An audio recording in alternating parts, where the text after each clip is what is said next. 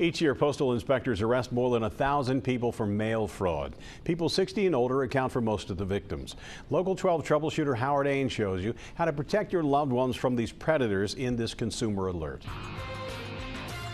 Postal inspectors say seniors make up 26% of those victimized by telemarketing fraud, and they account for more than 60% of those victimized by a mail fraud.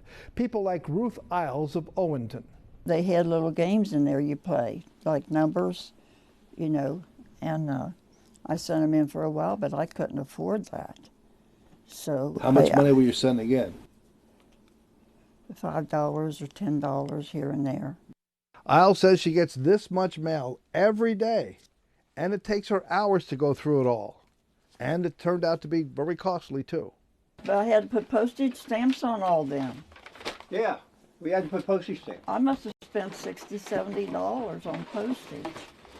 Honest to goodness. All this mail indicates her name is on some widely sold sucker lists, and telemarketers, too, have gotten into the act, as this long list of calls she's received indicates. Hi, this is Jenny from American Sweepstakes. I'm leaving a message for Ruth. We have a very good news for you, so please give us a call. Ruth's son Robert says all these people want is his mother's money. I mean, my mom's got papers from them and everything else, and they say they're legit. I got phone call messages and everything else.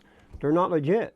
Ruth says she finally realized that after depositing checks she received. After I found out this check was bad and that other check was bad, I quit. I said, the bank said it's a fraud, and I'm not talking to you no more. Unfortunately, what Ruth Isles experienced is not unusual. So check on your elderly loved ones and friends. Remind them no legitimate sweepstakes will ever ask for money. Check their mail to see if they get a lot of sweepstakes letters. If they do, they're likely on sucker list, and you need to talk to them to make sure they throw it all away. Howard Ains, Local 12 Troubleshooter. Howard, thanks very much. Here are some more tips from Howard. What can you do if you or a loved one ends up on this sucker list? Howard says if these folks keep calling your home, tell them you want to be removed from their list. And then if they call you again, they're breaking the law and could face charges. If your loved one is getting flooded with junk mail, you may need to have their mail forwarded to your address. This usually weeds them out, the scam mail stuff, because the Postal Service will only forward first-class mail.